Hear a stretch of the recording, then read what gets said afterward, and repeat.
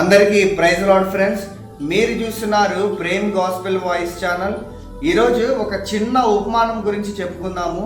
And positive mind set వల్ల కలిగేటువంటి లాభాలు ఏంటి అనేటువంటి దాని గురించి ఈరోజు ఒక చిన్న ఉపమానం రీతిగా ఒక స్టోరీ అయితే చెప్పుకుందాము. స్టోరీ మాత్రం చాలా ఇంట్రెస్టింగ్గా ఉంటుంది. సో మీరు ఎక్కడ కూడా స్కిప్ చేయకుండా చూడండి. అయితే ఏం జరుగుతుందంటే ఇంకా స్టోరీలోకి అయితే వెళ్ళిపోతాము. ఒకనొక రాజ్యంలో ఒక రాజు ఉంటాడనమాట. సో ఆ రాజు కింద చాలా మంది మంత్రులు ఉంటారు. సో అయితే ఆ మంత్రిలో ఒక మంత్రి మాత్రం ఎప్పుడు కూడాను ఒక పాజిటివ్ మైండ్ సెట్ కలిగి ఉంటాడు. ఏది జరిగినా కానీ మన మంచికే అనేటువంటి అనుకునే స్థితిలో ఆ మంత్రి ఉంటాడు. అయితే ఒకనొక రోజున ఏం జరుగుతుందంటే ఆ రాజ్యం అంతా కూడా చాలా హ్యాపీగా ఉంటుంది. ఆ రాజు కింద ఉండేటువంటి ప్రజలందరూ కూడాను చాలా అన్ని సదుపాయాలు తీసుకుంటూ చాలా హ్యాపీగా జీవిస్తూ ఉంటారు. అయితే ఒకనొక రోజు టైంలో ఏం జరుగుతుందంటే రాజు యొక్క రాజ మందిరంలో దోపిడీ జరుగుతుంది. ఆ దోపిడీ జరగడం వల్ల రాజుకున్నటువంటి కొన్ని వస్తువులు కానీ ఆయన కొంచెం సంపాదించినటువంటి ఆ సంపాదన అంతా కూడాను దొంగలు దోచుకెళ్ళిపోవడం జరుగుతుంది. అది చూసినటువంటి ఆ మంత్రి అంటాడు, రాజా ఇదంతా కూడా మన మంచికే జరిగింది అని అనుకుంటూ ఉంటాడు. కానీ రాజుకు మాత్రం అర్థం కాదు, వీడేంటి మంత్రి ఇలా మాట్లాడుతూ ఉన్నాడు, మన రాజ్యంలో దొంగతనం జరిగినప్పుడు మనం నష్టపోతాం కదా, వీడేంటి అంతా మన మంచిగా జరుగుతుంది అని అనుకుంటున్నాడు. కాబట్టి రాజుకు అర్థం కాదు ఎందుకు వీడు ఇలా అంటున్నాడు అనేటువంటిది కూడాను. సరేనని చెప్పలా కొన్ని రోజులు జరిగి వెళ్ళిపోతూ ఉంటుంది. అయితే ఒకనొక రోజున ఏం జరుగుతుందో తెలుసా, ఆ రాజు యొక్క ఆ రాజ్యంలో ఆ దేశంలో కానీ ఆ రాజ్యంలో కానీ ఒక గొప్ప కరువు వస్తుంది అనమాట. సో ఆ కరువు అనేటువంటిది అప్పుడు కూడాను ఆ మంత్రి సేమ్ అదే విధంగా మాట్లాడుతూ ఉంటాడు, రాజా ఈ కరువు వచ్చింది కూడాను మన మంచికే అని మాట్లాడుతూ ఉంటాడు. అయితే ఆ రాజుకి ఏం చేయాలో అర్థం కాదు, ఎందుకంటే మంత్రి కదా. సో మంత్రి అలా మాట్లాడుతుంటే ఏదన్నా చేసేటువంటి అవకాశము రాజు చేతిలో ఉంది. అయినా రాజు ఎందుకో కొంచెం ఆవేశం తగ్గించుకొని ఎందుకు మన మంచి అంటున్నాడు అనేటువంటి అర్థం కాదు. అయితే ఒకనొక రోజు ఏం జరుగుతుందంటే కూడా కొన్ని రోజులు గడిచింది. సో కొన్ని రోజులు గడిచిన తరువాత ఆ మంత్రి అలానే ఆ రాజు వాళ్ళిద్దరు కూడాను అడవికి వేటకి వెళ్ళడం మనం చూస్తూ ఉంటాము. అడవికి వేటకి వెళ్ళిన తర్వాత ఏం జరుగుతూ ఉందయ్యా అంటే వేట చాలా హ్యాపీగా కొనసాగుతూ ఉంటుంది, చాలా ఉత్కంఠంగా కొనసాగుతూ ఉంటుంది. ఆ కొనసాగేటువంటి క్రమంలో బాణం గురి పెడతాడు. సో ఆ బాణం గురి పెట్టినప్పుడు ఆయన యొక్క బొటన వేలు అనేటువంటిది టార్గెట్ అనేది మిస్ అయిపోయిన తర్వాత ఆయన యొక్క బొటన వేలు అనేటువంటిది గాయపడుతుంది, అంటే తెగి పడిపోతుంది అనమాట. సో అప్పుడు రాజుకి ఏం అర్థం కాదు, అత్యంత భారం కలిగినటువంటి బాధను ఆయన అనుభవిస్తూ ఉంటాడు. కానీ ఈ మంత్రి ఏమంటాడో తెలుసా, ఇదంతా కూడాను మన మంచిగా రాజా అని అంటాడు. సో ఇంకా రాజు ఏ మాత్రం కూడాను ఒక్క క్షణం కూడా ఆలోచించేటువంటి క్రమంలో లేడు. వెంటనే ఆ యొక్క మంత్రిని ఏం చేశాడంటే శిక్షించడం స్టార్ట్ చేశాడు. చేతులు కాళ్ళు కట్టేసేసి ఒక పాడుపడ్డ గృహంలో తీసుకెళ్ళి పడేస్తూ ఉంటాడు అనమాట. సో అప్పుడు కూడాను ఆ మంత్రి అంటాడు, ఏమంటాడంటే రాజా ఇది కూడా నా మంచికే అని అనుకుంటూ ఉంటాడు. కానీ అప్పుడు ఆయనకు అర్థం కాదు ఎందుకు ఈ మాట అంటున్నాడు అనేటువంటిది. సో అయితే అక్కడ పడేశాడు, ఆ మంత్రిని ఆ యొక్క గృహంలో బంధించేసి పడేశాడు. సో ఇంకా రాజు నడుచుకుంటూ ఆ అడవిలో వెళ్తూ ఉన్నాడు. అయితే కొంచెం దూరం వెళ్ళిన తర్వాత ఏమైందో ఏం జరిగిందో తెలియదు, కానీ అక్కడ అడవి మనుషులందరూ కూడాను ఆ రాజుని చుట్టుమేయడం మనం చూస్తూ ఉంటాము. ఒక్కసారిగా అడవి మనుషులందరూ కూడాను ఆ రాజు చుట్టూ గుమిగుడేసి ఆ రాజును బంధించేశారంట. అయితే బంధించి వాళ్ళ యొక్క ఆచారం ప్రకారం బంధించబడినటువంటి వారికంట తీసుకెళ్ళి బలి అర్పించేస్తారంట. ఆ యొక్క ఫలానా దేవతలకు తీసుకుని వెళ్ళి బలి అర్పించడానికి ఇష్టపడుతూ ఉంటారు. సో అలా బలి అర్పించడం ద్వారా వాళ్ళు ఏదైనా విముక్తి పొందేటువంటి అవకాశం ఉందేమోనన్న ఉద్దేశంతో ఆ రాజుని తీసుకుని బలించడానికి అన్నీ కూడా ఏర్పాట్లు చేస్తూ ఉంటాడు. ఆటోమేటిక్గా అందరూ కూడాను బలికి కావాల్సినటువంటి పరికరాన్ని కూడా సిద్ధం చేసుకున్నారు. సో ఆ యొక్క దేవత ముందు ఆ రాజుని నుంచోబెట్టడం మనం చూస్తూ ఉంటాము. అలా నుంచోబెట్టిన తర్వాత ఏం జరుగుతుందో తెలుసా, సో వారి యొక్క ఆలోచన ప్రకారము, వారి యొక్క పద్ధతుల ప్రకారము, వారి యొక్క ఒక సంస్కృతి యొక్క ప్రకారము ఏ మనిషికైనా సరే అంగవైకల్యం ఉన్న, అంటే బాడీలో ఒక అంగవైకల్యం అనేటువంటి ఉన్నప్పుడు బలి ఇవ్వడం అనేటువంటిది నిషేధం అన్నమాట. సో అలాంటి వ్యక్తుల్ని వాళ్ళు బలి ఇవ్వరు. సో అదే విధంగా ఈ యొక్క రాజు యొక్క బొటన వేలు కూడా తెగిపోయింది కదా. సో తెగిపోవడం వల్ల ఆ బలికి కాదు అంటే అర్హత అనేటువంటిది, ఆ బలి ఇవ్వడానికి అర్హత అనేటువంటిది ఆ రాజు ఉండడు అనమాట. సో అదే విధంగా ఏం జరిగిందంటే రాజు బలి నుంచి నెట్టివేయబడతాడు. అంటే ఆ బలించడానికి వాళ్ళు ఒప్పుకోరు అనమాట. దేనివల్ల? ఆయన యొక్క వేలు, ఆ బొటన వేలు తిరిగిపోవడం వల్ల ఆ బలికి ఆయన అర్హుడు కాదు అని తెలుసుకున్న విషయాన్ని రాజు నెట్టేసి పంపించేస్తారు. సో రాజుకి ఒక్కసారి ఏం చేయాలో అర్థం కాదు. ఒక్కసారి మంత్రి అనేటువంటి మాటలు ఆయన చెవిలో పడుతూ ఉంటాయి. ఆ రోజున మంత్రి ఎందుకు అలా మాట్లాడాడో రాజుకి ఆ రోజున అర్థమైంది. ఒకవేళ వెంటనే ఫాస్ట్గా వెళ్ళాడు, ఆ యొక్క మంత్రిని ఆ యొక్క గృహంలో పడేశాడు కాబట్టి ఆ గృహంలో నుంచి బయటకు తీసుకొచ్చేసాడు. వెంటనే ఆయనకు ధరించినటువంటి ఆ కట్లన్నీ కూడా ఇప్పివేశాడు.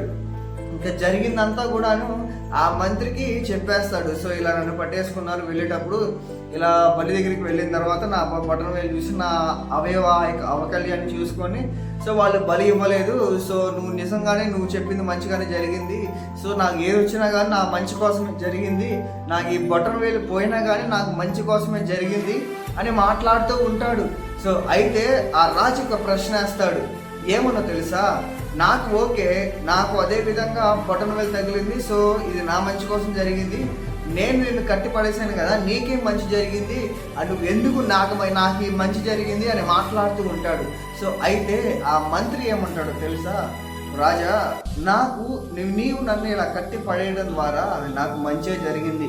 ఎందుకో తెలుసా, ఒకవేళ నేను నీ పక్కన ఆ పొజిషన్లో ఉన్నట్టుంటే ఆ అటవికులంతా కూడాను నన్ను కూడా తీసుకెళ్ళినట్లయితే నీకు బదులుగా నన్ను ఆ యొక్క బలిగా అర్పించేసేవారు. అంటే నీ ప్లేస్లో నేను చనిపోయేటువంటి ప్రమాదం అనేటువంటిది నాకు ఉంది. నువ్వు ఇలా నన్ను కట్టి పడేయడం ద్వారా నాకు ఇప్పుడు ఆ యొక్క మరణం అనేటువంటిది నన్ను తప్పించబడింది అని చెప్తా ఉంటాడు.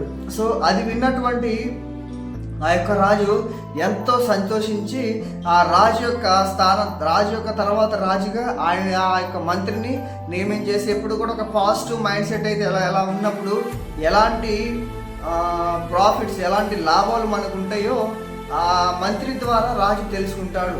సో ఈ రోజున కూడా మనం కూడా చాలాసార్లు అనుకుంటూ ఉంటాము, మనకు అనేకమైన బాధలు, మనకు కూడాను అనేకమైనటువంటి కష్టాలు, అది ఆర్థికంగా అయినా అవ్వచ్చు, ఒక సంపాదనకరంగా అయినా అనవచ్చు, మనం మానసికంగా అయినా అయ్యుండొచ్చేమో, ఒకవేళ శారీరకంగా అయినా కానీ అయ్యుండొచ్చేమో.